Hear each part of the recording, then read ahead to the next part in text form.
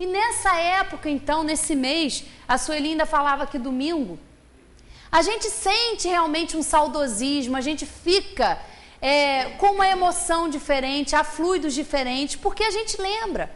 Sempre a gente lembra dos nossos queridos que desencarnaram, que já estão no plano espiritual. E eles também sentem saudade de nós. Quantas vezes queriam estar ali reunidos, mas eles estão reunidos. Não só com o corpo físico, mas o amor que nós temos por eles, todos os sentimentos que nós desenvolvemos enquanto tivemos a oportunidade de estar com eles, nada disso é perdido. Nós sentimos sim a presença, a gente fica realmente mais sensibilizado, porque a gente lembra dos nossos queridos que já se foram, eles lembram. Então há uma movimentação maior, há esse sentimento mais aflorado em nós, exatamente por isso, para que nós exercitemos essa fraternidade, esse amor ao próximo. É todo um mês propício, mas é um ensinamento que não pode ficar restrito só a essa época do ano. Porque nós convivemos com as outras pessoas, com a nossa família, com os nossos colegas de trabalho todos os anos, todos os dias. E nós somos convidados a exercitar esse amor, essa caridade. As pessoas ainda se equivocam muito a respeito do que seja a caridade. Nesse final de ano, então, a gente vê muitas pessoas caridosas fazendo distribuição de cestas básicas, de brinquedos. Claro que isso é importante, que alegria não é para uma pessoa que está passando por uma necessidade de receber uma cesta, poder ter uma ceia, uma criança que não tem a oportunidade de ter um brinquedo receber, isso é muito bom. Mas a caridade, ela vai muito além disso. A caridade, como Jesus a entendia, era exercitar tudo isso, exercitar o amor, o amar aos nossos inimigos, praticar a indulgência, o perdão, que ainda é um sacrifício para nós. Exercitar o perdão, então, é difícil, porque a gente tem que passar por cima de tantas coisas, nós temos que passar por cima do nosso orgulho, de achar que a gente foi ofendido. E a gente tem que aprender, e a gente aprende, a gente tem essas oportunidades de ver o outro como um irmão nosso, que tem as suas limitações, que passa por dificuldades. E se nós já temos uma capacidade um pouquinho melhor de ser indulgente, vamos fazer a nossa parte. Nós temos tantas oportunidades, né? Ao longo de todos os dias a gente tem essas oportunidades. E às vezes a gente negligencia muito isso. Porque a gente tem ainda esse orgulho, esse egoísmo que faz com que a gente pense primeiro em nós e deixe o outro para segundo plano. E a gente sabe que não é assim. A gente sabe, nós somos seres de relação, então nós precisamos desenvolver esse amor. É claro que para nós amar um inimigo é muito difícil. E Jesus, sabendo disso, não pede para que a gente fique de beijos e abraços com aquele que a gente sabe que não gosta da gente. Mas pelo menos que a gente possa orar em favor daquela pessoa, que a gente não deseje para ela o mal. Isso já é um primeiro passo. Quem sabe numa outra oportunidade nessa vida ou em outra, nós vamos aprimorar essa capacidade nossa de perdoar. Então a gente tem todas essas passagens aqui e que evidenciam de maneira muito forte essa necessidade que nós temos de exercitar tudo isso e de entender essa vida futura. De entender que nós não vamos, depois da nossa existência corpórea, ir para um céu, para um inferno. Não, isso não existe, são estados da nossa consciência. É claro que um espírito que desencarna numa situação tranquila, favorável, que trabalha o seu desapego à matéria, vai se encontrar numa situação de bem-estar, que ele pode definir como sendo céu.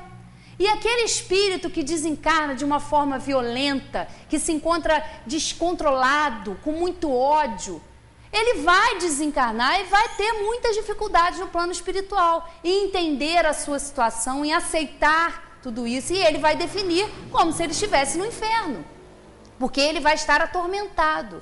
São estados mentais, não são lugares determinados. Deus nos oferece as oportunidades que nós precisamos para nos aprimorar, através da reencarnação, dessas vidas sucessivas que vamos ter na matéria, que estamos tendo nesse momento, que já tivemos em outros mundos, vamos ter em mundos superiores, dependendo da nossa força de vontade, do que nós fazemos com tudo isso que a gente aprende. E uma outra passagem também bem interessante é quando Jesus fala: não penseis que eu tenha vindo trazer paz à terra. Não vim trazer a paz, mas a espada. Porquanto vim separar de seu pai o filho, de sua mãe a filha, de sua sogra a nora. E o homem terá por inimigos os de sua própria casa. Vim para lançar fogo à terra. E o que desejo, senão que ele se acenda? E a gente olha, meu Deus, mas quanta, que cólera. E é claro que a gente não pode admitir isso. É claro que isso tem um outro entendimento. E tem um trecho aqui muito interessante para a gente refletir. Olha, toda ideia nova forçosamente encontra oposição e nenhuma há que se implante sem lutas. Ora, nesses casos, a resistência é sempre proporcional à importância dos resultados previstos, porque quanto maior ela é, tanto mais numerosos são os interesses que fere. Se for notoriamente falsa, se a julgam isenta de consequências, ninguém se alarma. Deixam-na todos passar, certos que lhe falta vitalidade. Se, porém, é verdadeira, se assenta em sólida base, se lhe prevê em futuro, um secreto pressentimento adverte os seus antagonistas de que constitui um perigo para eles e para a ordem de coisas em cuja manutenção se empenham. Atiram-se então contra ela e contra os seus adeptos. Assim, pois, à medida da importância e dos resultados de uma ideia nova, se encontra na emoção que o seu aparecimento causa, na violência da oposição que provoca, bem como no grau e na persistência da ira de seus adversários. E vejamos se esse trechinho aqui não se aplica a Jesus. Qual foi o resultado dele falar do amor, dele ensinar a amar os nossos inimigos? O que aconteceu com ele? Foi crucificado. Todo aquele processo que a gente conhece. Porque era uma doutrina toda de amor, de desinteresse pessoal. E ele falou numa época em que, hoje a gente ainda estava vendo a reportagem lá falando da Terra Santa, que os peregrinos indo lá, já não foi à toa que ele já veio naquela região e que continua aquela confusão. Muitos policiais hoje lá circulando, vendo lá se tem carros com bombas para evitar uma confusão, porque ali estão reunidas muitas pessoas nessa data. Ele já veio ali, não foi por acaso. É claro que ele ia encontrar, como encontrou, opositores, porque feria os interesses que prevaleciam naquela época. Numa época em que se exaltava o material, se tinha toda uma situação, uma sociedade já corrompida pela violência, pelo ódio, pela luxúria, por todas aquelas inferioridades que nós conhecemos muito bem. Ele veio exatamente naquele momento. E é claro que ele foi contra os interesses daquela época. Isso aqui a gente observa também com a doutrina espírita. Porque o espiritismo, ele revela as leis de Deus esclarecidas. E é claro que vem ao encontro do interesse da maioria, de sermos materialistas, vem falar da vida futura, que nós devemos nos desapegar, que nós devemos ser do mundo sem ser do mundo, que os valores que são importantes são completamente contrários ao que a gente vê prevalecer. É claro que a doutrina espírita vai e gera muito também isso. É uma ideia nova, faz com que a gente veja as coisas de uma maneira completamente diferente. E esse entendimento é importante. Entender a reencarnação, entender quem nós somos, o que nós estamos fazendo aqui, para onde nós vamos depois, faz toda a diferença.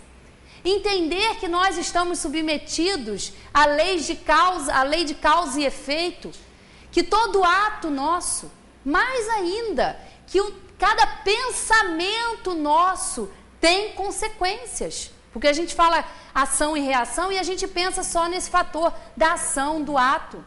Mas a gente precisa se aprofundar nessa questão, porque é a partir dos nossos pensamentos. E como é difícil para nós controlar os nossos pensamentos. A gente precisa colocar uma rédea e às vezes a gente não consegue. Às vezes a gente está numa hora muito boa, harmonizada, de repente a gente já não está. A gente varia muito durante o dia. Por quê? Porque nós estamos sofrendo a influência do meio, dos nossos irmãos desencarnados. Porque se nós somos hoje quase 7 bilhões de encarnados, a população desencarnada do planeta Terra é o triplo. É muito mais. E eles se mantêm aqui ainda. Porque aqui estão as suas paixões. Aqui estão os seus vícios. Aqui estão ainda os seus interesses. Quando a gente começa a entender que nós estamos aqui por um motivo, que a encarnação tem uma finalidade que é de nos aprimorarmos, da gente crescer, da gente se desenvolver, nós somos espíritos, somos inteligências em desenvolvimento. E é preciso desenvolvimento intelectual, em que a gente vive uma época em que a gente vê muito isso, o avanço da internet, da informática, muitas informações, mas é preciso também e imprescindível para nós espíritos, para todos nós, encarnados e desencarnados, o desenvolvimento moral. Trabalhar o nosso espírito, reformar. A gente agora no final do ano, tem até um texto aqui que acho que a Sueli leu esses dias, que a gente se preocupa muito em reformar a casa para o final do ano. Né? Hoje está todo mundo com a casa enfeitada, com a casa arrumada, com a casa limpa. E é muito bom receber os nossos amigos, os nossos familiares. Isso é muito bom. Mas o que nós fazemos em relação a nós? A nossa reforma íntima. Será que nós estamos higienizando só as gavetas lá do armário, tirando roupa usada? Ou será que a gente está dando mais atenção a isso do que a higiene que a gente tem que fazer nos nossos pensamentos? E isso é todo dia. Todo dia nós precisamos ter essa preocupação, porque é através desse autoconhecimento, de enxergar exatamente como a gente é, realmente admitir, realmente eu sou uma pessoa rancorosa, eu sou uma pessoa vaidosa, eu sou uma pessoa egoísta. Se a gente não admite isso, se a gente não passa por cima do nosso amor próprio, do nosso orgulho que nos cega, a gente não consegue se enxergar como a gente é. A gente não consegue limpar o nosso espírito, limpar ali a nossa casa mental, a gente não consegue fazer isso. E é necessário essa reforma, essa faxina da alma. E como a gente faz isso? Todo dia, analisando as nossas más tendências. E eu costumo dizer que os inimigos prestam um grande favor para nós em relação a isso. E quando eu digo inimigos, eu não estou só me referindo a inimigos encarnados, não. Aos nossos irmãos desencarnados também. Porque a gente já passou aí muitas vezes por aqui, nós temos as nossas inimizades, os nossos inimigos aí, os nossos desafetos do passado, e que estão por perto, estão ali a nos observar. E é importante porque o amigo, muitas vezes, por ter aquela relação conosco, às vezes por não querer desagradar a gente, passa a mão na nossa cabeça e justifica, às vezes, uma atitude errada que a gente tem. Só que aqueles que não gostam de nós, ou que Deus permite que estejam no nosso caminho, porque tem isso,